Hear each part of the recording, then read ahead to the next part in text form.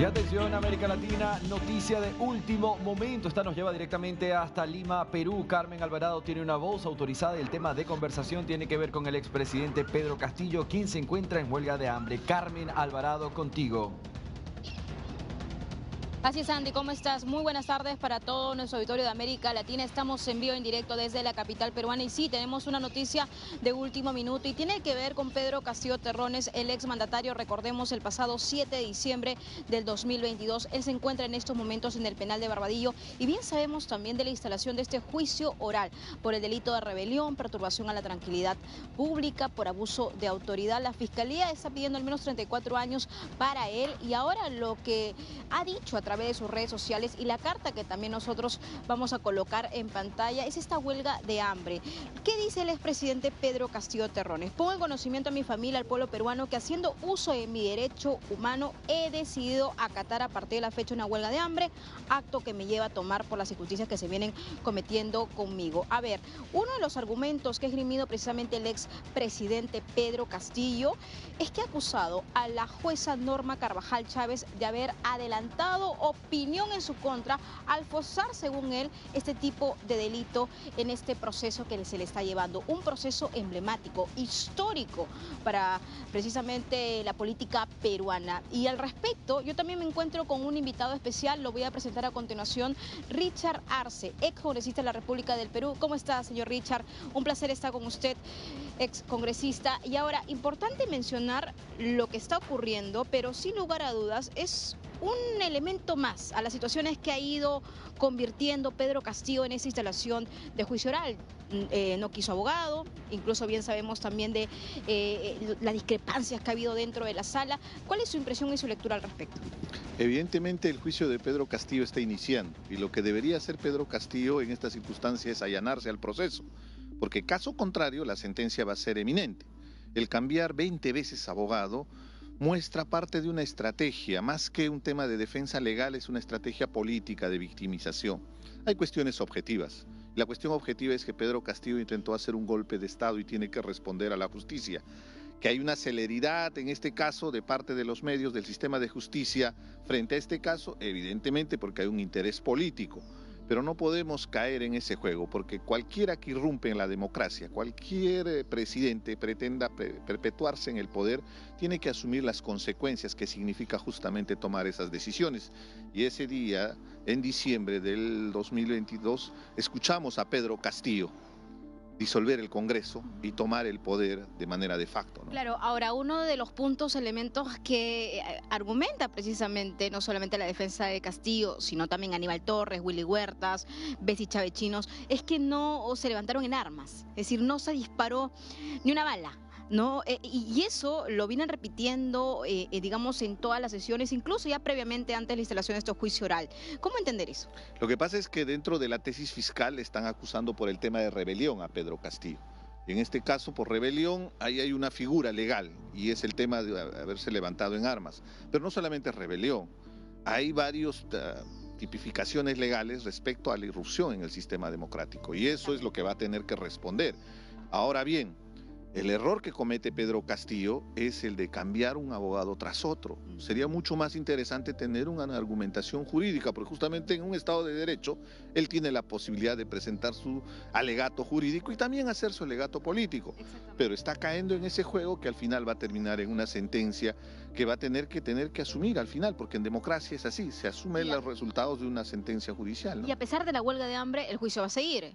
Indiscutiblemente, o va a tener algún tipo de situación ahí que podría generar, digamos, que esto pueda pararse. Es más una decisión política, ¿no? De parte de Pedro Castillo, una decisión personal frente a esta situación. Pero también recordemos que estamos en un contexto y el contexto es un periodo electoral. El partido de Pedro Castillo está en inscripción y que seguramente tiene la expectativa de participar en un proceso electoral. Ya tenemos un antecedente con Gregorio Santos, que estaba en cárcel y participó inclusive en un debate, fue conducido por la policía. Evidentemente, no caigamos en el juego de la utilización política de una circunstancia donde se tiene que responder a la justicia. Pero ojo, ese es el entorno de Pedro Castillo. Esto ha tenido consecuencias, y las consecuencias es la situación que vive el día de hoy en el Perú con el gobierno de Dina Boluarte en un pacto infame con el Congreso de la República, ¿no? Entonces, esas decisiones que tomó Pedro Castillo nos ha llevado al Perú a una situación insostenible, donde hay un pacto entre el gobierno y el Congreso para destruir la institucionalidad del país y sobre todo aprobar leyes que favorecen a los delincuentes, y estamos viviendo una espiral de violencia sin precedentes, ¿no? Ahora es congresista. A propósito, usted ha mencionado a Dina Boluarte, hay un audio revelador por parte de su ex secretaria, su ex asistente, la conocí hace mucho tiempo, 2015, trabajaron juntas en RENIEC, es decir, había una cercanía muy estrecha y se ha dado cuenta de este audio donde se comienza a detallar de esas operaciones o presuntas operaciones estéticas, ¿no? No solamente era la nariz, sino algunos retoques en todo el rostro, pero más allá de eso, más allá de la frivolidad, pues aquí marca un antes y un después, porque contradice totalmente la palabra de Dina Boluarte, que aseguró en conferencia de prensa que todo esto se hizo por un tema médico.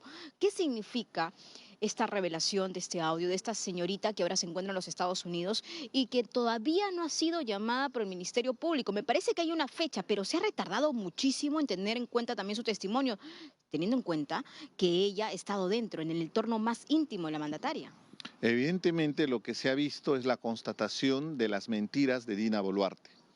Lamentablemente este gobierno se va a caracterizar por una serie de mentiras en casos muy emblemáticos. Debemos recordar el tema del Rolex, el caso del cofre, donde supuestamente ha huido Vladimir Cerrón, un prófugo de la justicia, miembro de su plancha presidencial junto con Pedro Castillo, y de la misma manera los Huayquis en la sombra, donde está involucrado el hermano de la presidenta, que dicho esto en el audio se habla claramente que le otorga un poder de facto al hermano, una patente de corso para que él tome decisiones sobre el tema de las subprefecturas, y eso guarda correlación con la constitución del partido político, porque lo han hecho en base a las prefecturas y a las subprefecturas, que son mecanismos de participación del gobierno a nivel nacional en cada una de las provincias, en cada uno de los distritos, en cada una de las regiones de nuestro país, ¿no? Entonces, en ese sentido, definitivamente tenemos un gobierno que está mintiendo. Lo que causa profunda extrañeza es que por mucho menos, en otras circunstancias, fueron vacados presidente, y podemos hacer el recuerdo, en el caso de PPK renunció, pero había una moción de vacancia justamente por negar, por mentir sobre su relación con empresas de inversión que él era parte. Y de la misma manera era Vizcarra. En su momento se presentó la vacancia por negar justamente al inefable Richard Swing, un allegado que estaba denunciado por actos de corrupción, Claro, ¿no? ya se ha nombrado a Martín Vizcarra, a Richard Swing, tenemos Ollantumala, hay juicios que se vienen dando en estos momentos paralelamente, y el juicio oral contra Pedro Castillo Terrones, que se ha instalado recientemente, Andy, y que va a ser un juicio realmente para la historia política del Perú. Mi última pregunta es, esa alianza tácita que usted comenta entre el Congreso de la República y también el Ejecutivo, pues se puede ver claramente, no sé, usted me dice, en el caso del ministro del Interior, Juan José Santibáñez, porque siempre se habla de emociones, incluso de firmas que se vienen acumulando y de pronto no pasa nada, todo se queda en el camino. Lamentablemente tenemos a un impresentable de ministro del Interior. Y disculpen la expresión, pero no queda otra frente a la espiral de violencia que se está viviendo. El día de ayer han asesinado a niños menores de edad por sicarios. Todos los días esto es pan de cada día. Frente a esa situación, el Congreso y el Ejecutivo han hecho un pacto infame para promover leyes que favorecen a los delincuentes. Fue tanta la presión ciudadana que al final, por insistencia, tuvieron que derogar la ley que eliminaba la detención preliminar, con lo cual era una herramienta que permitía a la Fiscalía arrinconar justamente a los delincuentes, a las Esperado organizaciones bastante tiempo, criminales. ¿no? Y la propia presidenta Boluarte, para proteger a su entorno, y me refiero a los que están involucrados con el otro escándalo de corrupción que es Jaliwarma, lo que esperó fue la mayor dilación para que observe la ley el último día, y con eso esperaron todas las vacaciones, enero, febrero, ahora en marzo recién se ha aprobado esa ley, y durante este periodo no se ha podido capturar a los delincuentes que han estado haciendo feria, disculpando el término, ¿no? Entonces, objetivamente tenemos este pacto infame entre el Ejecutivo y el Congreso, que tiene un siguiente plan, que sí considero que es un golpe de Estado blando: atentar contra el sistema de justicia. Hay la denuncia contra la presidenta del Poder Judicial, hay la denuncia contra la fiscal de la Nación por cumplir su función, por requerirle al ministro que entregue la información de su celular sobre los audios que tiene, donde se evidencia su voz. No hay forma de engañar, inclusive hay una secuencia en los WhatsApp.